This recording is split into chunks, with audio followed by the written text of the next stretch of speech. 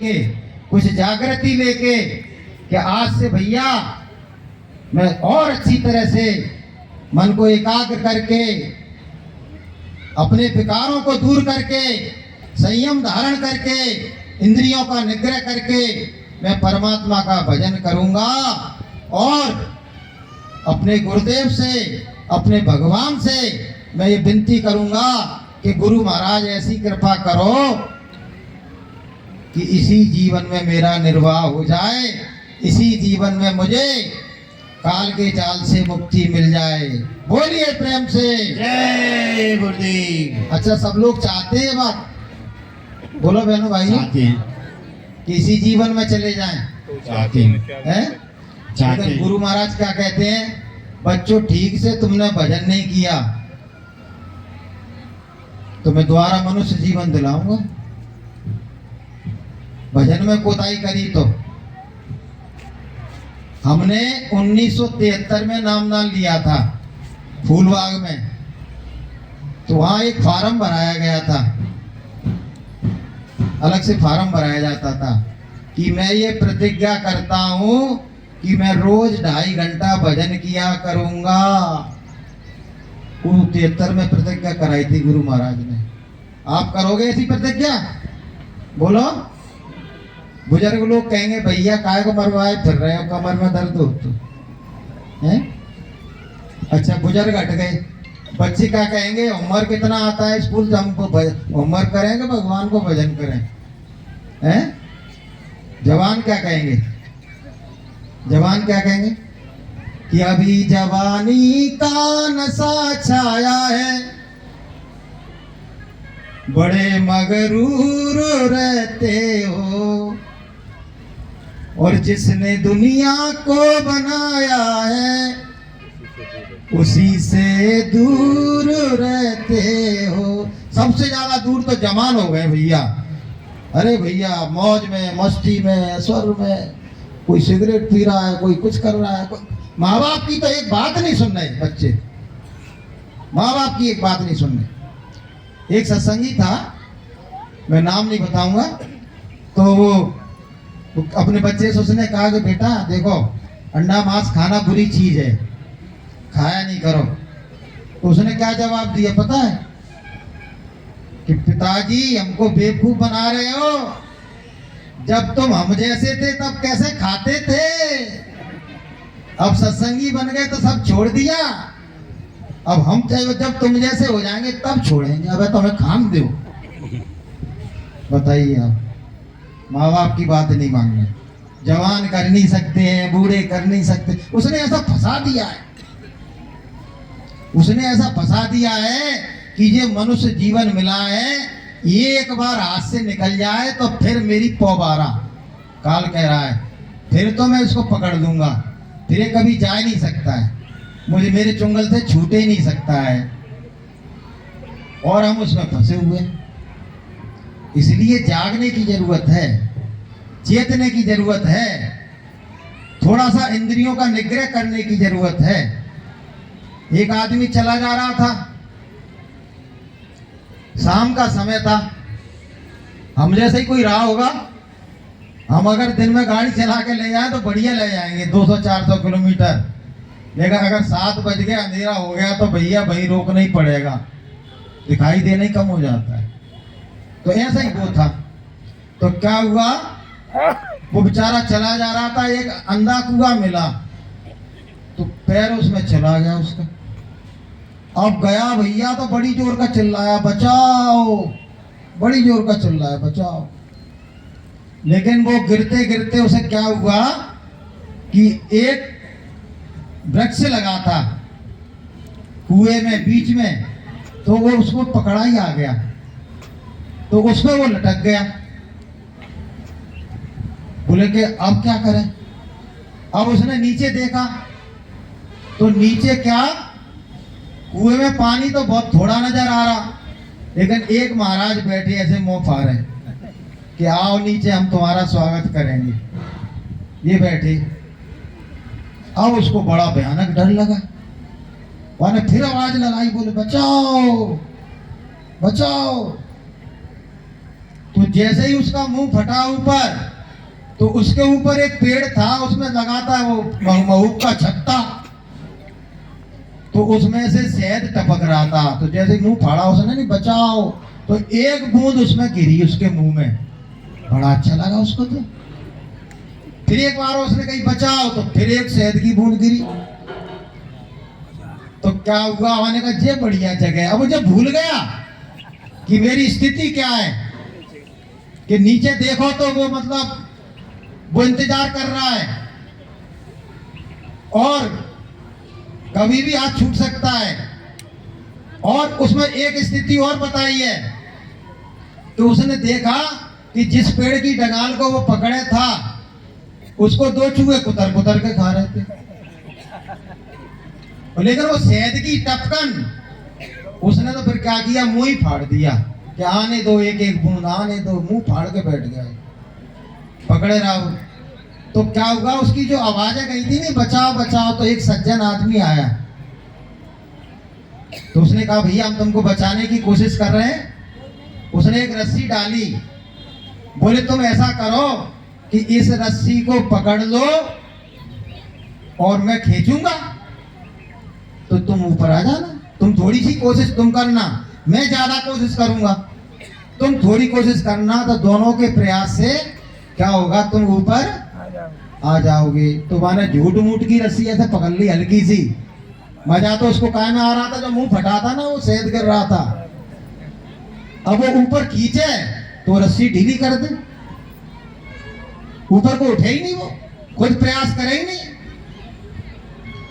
तो बेचारा वो सज्जन पुरुष भी परेशान हो गया कि वो समझ गया कि हकीकत में तेरी ऊपर आने की इच्छा ही नहीं है। तो सज्जन पुरुष कौन है पता है? हमारे गुरु महाराज, जो हमको शब्द की डोर डाल के ऊपर खींचना चाह रहे हैं कि ऊपर आ जाओ भैया। लेकिन हम क्या कर रहे हैं पता है? हम इंद्रियों के भोगों में जो एक एक कणा आ रहा है ना, उसमें जरा सा उसमें लगे हुए हैं कि आज पूरा सुख मिल जाएगा, आज नहीं मिल पाया तो कल मिल जाएगा, कल नहीं मिल पाया तो परसों मिल जाएगा। तब तक भैया वो बाजार में ठटरी सौ मिलती है, ठटरी। तो फिर बाद में वो ठटरी का सामान खरीद में जाओगे और तुमको वो आनंद मिलने वाला नहीं है। क्योंकि वो आनंद है ना, जो वो आनंद तो आत्मा में निहित है, इंद्रियों के भोगों में निहित नहीं है। क्या कहा गया है कि कस्तूरी कुंडल बसे और मृग ढूंढे बन माए, और ऐसे ही प्रभु बस रहे दुनिया जानत ना। वो आनंद, वो माधुर्य, वो मस्ती, वो आनंद का खजाना, वो स्वयं परमात्मा हमारी आत्मा में निहित है। लेकिन हम कहाँ भटक रहे हैं? इंद्रियों के घोड़ों पर दौड़े चले जा रहे हैं कि ये इंद्री सुख दे देगी, कान की इंद्री सुख दे देगी, आँख की इंद्री सुख दे देगी, जवान की इंद्री सुख दे देगी। वहां सुख मिलने वाला नहीं है। और जो नीचे सरप था वो कौन है पता है? वो काल रूपी सरप, तुम्हारा मौत तुम्हारा इंतजार कर रही है कि इसकी श्वासें जैसे ही खत्म हो, गुरु महाराज क्या कहते हैं? सीधा फरमान लेके आते हैं, नाम देके तुमको पुकारते हैं, हे सीताराम चल मकान खाली कर, तेरा समय पूरा हो गया। अब तुम कहां से करोगे? तुम मकान कहां से कैसे खाली करोगे? तुमको खाली करना आता ही नहीं है। अगर गुरु महाराज की युक्ति से रोज साधना करते, रोज सुमरन करते, रोज ध्यान करते, रोज भजन करते, तो मकान खाली करना आ जाता। और जैसे ही वहां से आवाज आती खाली कर, बोले ले अपना मकान, पकड़ अपना मकान, मैं ये चला। जो कहते हैं ना 10वीं गली, वो 10वीं गली में सुषुम्ना नाड़ी में, उसमें प्रवेश करके सीधे अपने ब्रह्मरंध्र से परमात्मा के धाम में चले जाते और ये पिंजड़ा खाली कर जाते। और यमदूत आते लेके कहते भैया पहले से ही मरा पड़ा है, ये तो पहले से ही मर गया। बोले आत्मा कहाँ गई? बोले पता नहीं है कहाँ चली गई। और उनकी हद क्या है? पूरे मृत्यु लोक में ही तो ढूंढेंगे आत्मा को, ऊपर तो जाते ही नहीं है वो। तो जो फरमान लेके आते हैं ना सीताराम का, तो वो उसमें लिख के ले जाएंगे कि इसकी आत्मा मृत्यु लोक में कहीं भी नहीं मिली, और चिट्ठा लेके वहां जमा कर देंगे, चिट्ठा तुम्हारा फट जाएगा। तो बोला अच्छा होगा कि बुरा होगा?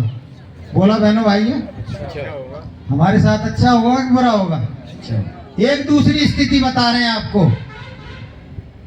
गुरु महाराज कहते हैं इतने भयानक, इतने डरावने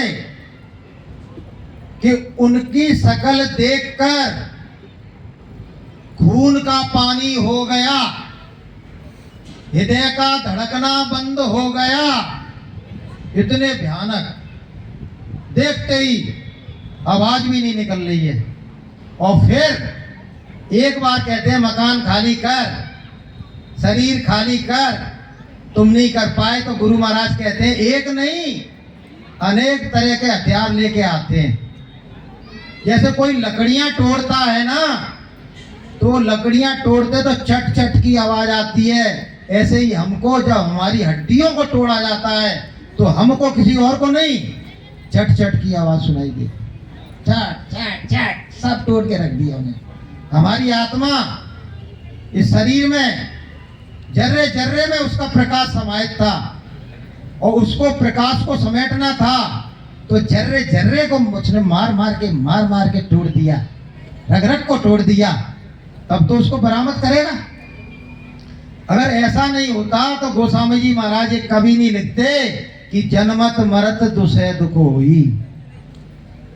ऐसा दुख होता है कि जिसको जीव सह नहीं सकता है, कि सहजो मृत्यु के समय और पीड़ा होत अपार, और बिच्छू 1000 जो डंक लगे एक साथ। इतना भयानक दर्द होता है जैसे 1000 बिच्छू तुम्हारे शरीर पे पहले तो बिठा दिए जाएं, वो सब एक साथ डंक मारे, कैसा लगेगा बोलो? बहुत ही ज्यादा कष्टप्रद, बहुत ज्यादा भयानक। उसको सह नहीं पाता है, जीव बेसुध हो जाता है, और बेसुध की अवस्था में यहां से जाता है। और फिर रास्ते में गुरु महाराज कहते हैं, जैसे अभी आपको शरबत पिलाया गया ना, कि बहुत देर से बैठे हो भैया, थोड़ा सा मुंह अपना वैसा कर लो गीला, वहां तो जूता पड़ते हैं, वहां कोई शरबत नहीं पिलाता है। और तुम बहुत रोए, बहुत चिल्लाए, तो एक चिट्ठा लेके आते हैं, बोले तूने फलाने दिन वो थोड़ा सा पुण्य किया था, दे रहा है, दे रहा है, अब तुम मरता क्या ना करता? वो क्या महाराज ले लो सब ले लो, लेकिन पानी पिला दो। दो घूंट पानी के बदले में तुम्हारा सब पुण्य छिना लिया, रास्ते में सब पुण्य छिना लिया, खाली करके ले गए यहाँ से। इसके खाते में कोई पुण्य नहीं था, पाप ही पाप भरा है। झूठ बोला, बेईमानी की, कत्ल की, हत्या की। वह पोटरी खोली जाती है कि घाट जगाती जमपुरी वहां तलाशी होए, और पाप पुण्य की पोटरी बांध चले सब कोई, वहां तलाशी होती है। तो तुमने अगर एक एक अंडा खाया होगा ना, तो जीवन मर, अरे महाराज बोले इतने लाख अंडे खा के आया है, इतनी मछलियां खा के आया है, इतनी शराब की बोतलें डकार के आया है, इतने लोगों के साथ बेईमानी करके आया है, इतने लोगों के साथ कत्ल हत्या करके आया है, इतना पापाचार अनाचार व्यभिचार किया इसने, ये पूरा चिट्ठा इसका है। तो धर्मराज कहते इसको ले जाओ, इसकी शकल देखने का धर्म नहीं है, और ले जाकर सीधे रौरव नरक में, कुंभी नरक में, तालबेल नरक में उसको ले जाकर इसको सड़ाओ गलाओ, 1 मिनट में तुम्हारा फैसला हो जाएगा। इसलिए गुरु महाराज कहते सावधान, समय से चेत जाओ, समय से जाग जाओ। और भजन करना इतना कठिन तो नहीं है बहनों भाइयों, कठिन है क्या? बहुत सरल।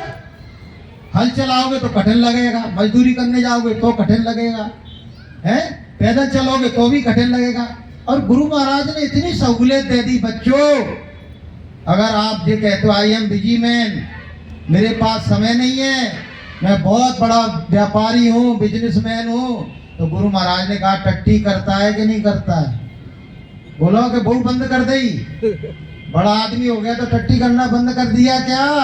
कि महाराज वो तो करना पड़ता है, मजबूरी की है। बोले तो भाई बैठ के भजन कर लेना। बोले कि साईं के दरबार में केवल भक्ति प्यार, वहां करेगा आंख बंद करके चेतन आत्मा से चेतन परमात्मा का नाम लेगा तो परमात्मा तेरा वहां भी भजन कबूल कर लेगा। बोलिए प्रेम से जय गुरुदेव। लेकिन भजन करना सबके लिए जरूरी है बहनों भाई। बिगर भजन के, बिन भजन के जिंदगी मकड़ियों के जाल सी है। बिन भजन के जिंदगी मकड़ियों के जाल सी है। आपकी पद धूल पाकर तबीयत खुशहाल सी है। आपके दर्शन को तरसती आंखें मेरी, आपके दर्शन बिना एक एक पल 100 साल सी है। तो ये मकड़ियों का जाल तुम्हारे जीवन में लग गया है ना। आखिरी बात कह रहा हूं क्योंकि मेरा समय हो गया। ये मकड़ियों का जाल तुमने अपने ही कर्मों से, कि कोई ना काउ सुख दुख कर दाता, निज कथि कर्म भोग सब प्राता। ये बीमारी क्यों आई? अवश्य भोजन से बीमारी आई। गुरु महाराज कहते हैं पशुओं का खून तुम्हारे खून में मिल गया तो पशुओं की बीमारी तुम में आ गई।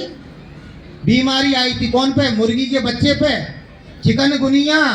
तुम भैया टकार गए तो तुम्हें हो गया गुनिया। अब जाने वाली है तुम्हारी दुनिया। फिर आया स्वान फ्लू। अरे स्वान पे आया था वो, तो तुमने काय को ले लिया भाई खा के। तो जानवरों की बीमारी ओढ़ रहे हो। अभी ये आया था, अभी कौन सा आया था जी? कोरोना। कोरोना, कोरोना कौन को आया था? कोरोना मांस खाने वालों को कोरोना, शराब पीने वालों को कोरोना, उनको कोरोना आया था। तुम्हारे लिए नहीं आया था कोरोना।